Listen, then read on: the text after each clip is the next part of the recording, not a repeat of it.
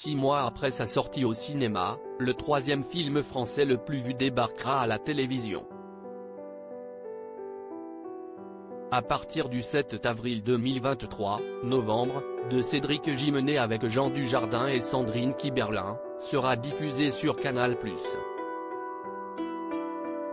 Après l'immense succès de Bac Nord en 2020, son réalisateur, Cédric Gimenet, est revenu 2 ans plus tard dans les salles obscures avec Novembre, sorti le 5 octobre 2022.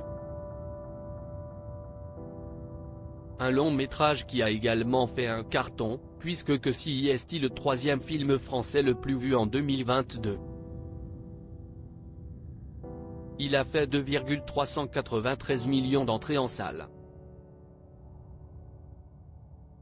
Si à peine moins que Quest ce qu'on a tous fait au bon Dieu, 2 429 450 entrées, et Simone, le voyage du siècle, 2 470 046 entrées. Des grands succès mais qui sont tout de même loin derrière les blockbusters américains Avatar, La Voix de l'eau, 14 115 794 entrées, film le plus vu en France en 2022, et Top Gun, Maverick, 6 676 052 entrées. 13e film le plus vu de l'année, avec près de 2,5 millions de spectateurs, Novembre va connaître un nouveau public puisqu'il va bientôt être diffusé à la télévision. Jean Dujardin en policière antiterroriste 6 mois après sa sortie en salle. Novembre déjà sur Canal+ dès le 7 avril, a annoncé la chaîne.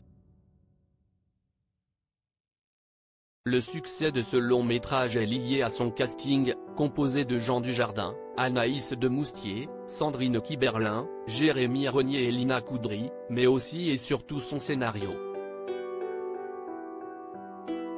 Car il a pour toile de fond les attentats du 13 novembre 2015. Jean Dujardin incarne Fred, policier dans un groupe antiterroriste chargé de retrouver les fugitifs les plus recherchés de France.